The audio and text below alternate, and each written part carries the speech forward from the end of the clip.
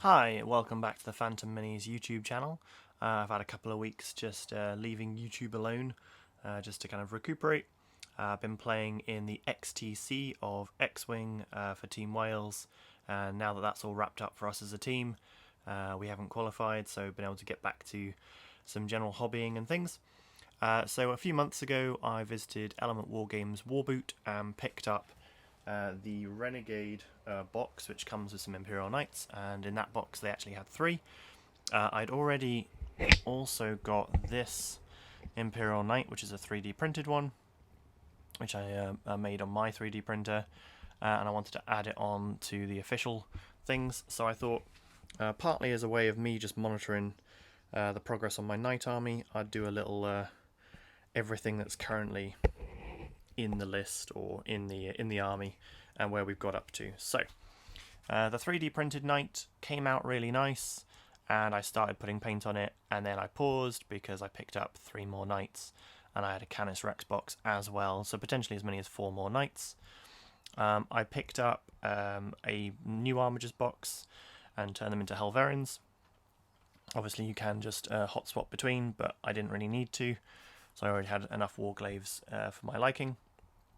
In front is the Maker's Cult, I think this is June, maybe July's option to make kind of a Knight proxy. So for now I've just magnetised a Helverin style gun, the autocannon, and stuck a sword on for funsies. It doesn't actually have a sword, and it is magnetised so it falls off, but you get the point. It's just a bit more interesting on the table. And although they don't actually need a leader because they're not a unit, they all count as individuals, it just makes it a bit more interesting, and tying it in with the blue armour seemed nice for the opponent I've played so far with this force. On this side, did the same thing with some Warglaves. So all of these are 3D printed actually. So the Warglaves themselves are 3D printed versions. I'm hoping to add some more real ones as well in the future, but I've got so much to get through. The eventual aim is to have 8 Armigers of some sort, Warglaves or Helverins. But you know, I can hot swap weapons, and I'm only playing with friends, so it's not like I'm going to Warhammer World or anything. With 3D prints, they're just going to be nice proxies for a bit of variety's sake. And then the Warglaive sort of leader for, it's not really as we said, but just for a bit of fun. Also gave an autocannon too, and also a sword, but painted in gold for now. Obviously these aren't final paint schemes, I've just been trying to throw paint on my models so they look a bit more interesting than grey plastic. So then, in no particular order, and you know the weapon setups are not finalised as I'm doing a lot of magnetising, we have one of the Renegade box Imperial Knights, which will be eventually, when I get around to it, the green one. So I'm going to do a green and gold colour scheme. This is sort of my practice, just to see which colours I liked.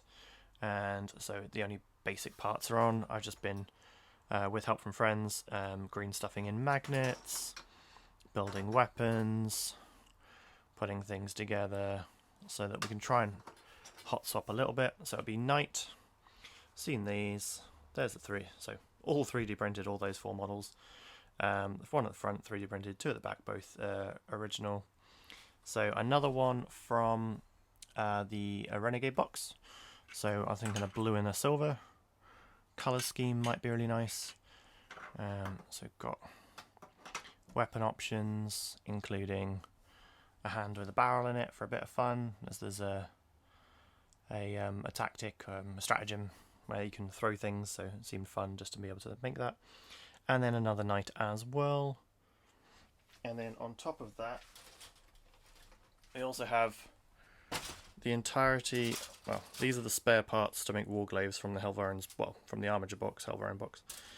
We've got the Canis Rex box, so we've got the character to make, as well as yet another sprue, yet another sprue, yet another sprue, yet another sprue, and all the bits in the bottom there.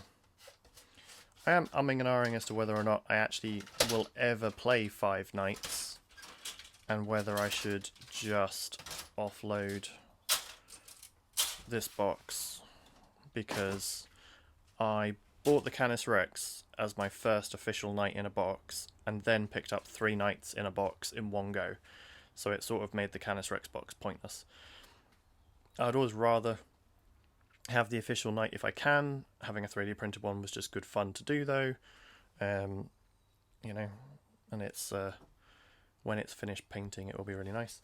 And on top of that, still got all these other bits. So like arm connectors, which are all magnetized. So they can go in and we can put them into the weapons. Lots of armor panels. Got part way through spraying. Bits for armigers in colours and stuff. So yeah, just maybe a slightly daunting project at the moment. I very much kind of got stuck with where I got up to with this, so I hope a video is gonna partly give me a kick and make me get back into finishing this army, because I was making good progress. I know the paint isn't even, you know, mildly decent at the moment, but just having paint on models looked way better than not having paint on them, and having them sort of semi-finished in terms of being created seemed good.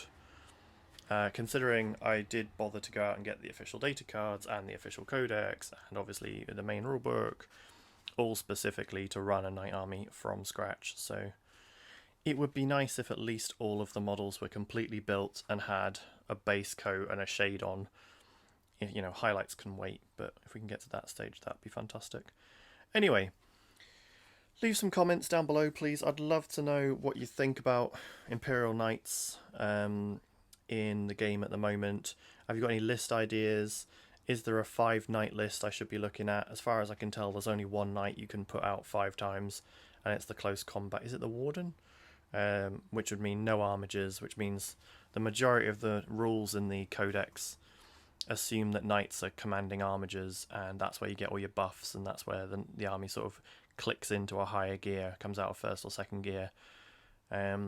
Otherwise, it feels like knights just stand at the back of the board and get shot by your opponent until they charge them and then they kill them, because the points per model doesn't seem to quite be strong enough unless you've got all of your buffs working and you're commanding armigers and giving them buffs across the board. So if you've got any list ideas for me, you've seen what I've got built, potentially 4 knights, potentially 6 armigers, that I can hot swap them to be anything. So they could be 6 Warglaves or 6 Helverians if I wanted them to be. Leave a list for me below, what you suggest. Which house should I be? I'm not too fussed on houses at the moment.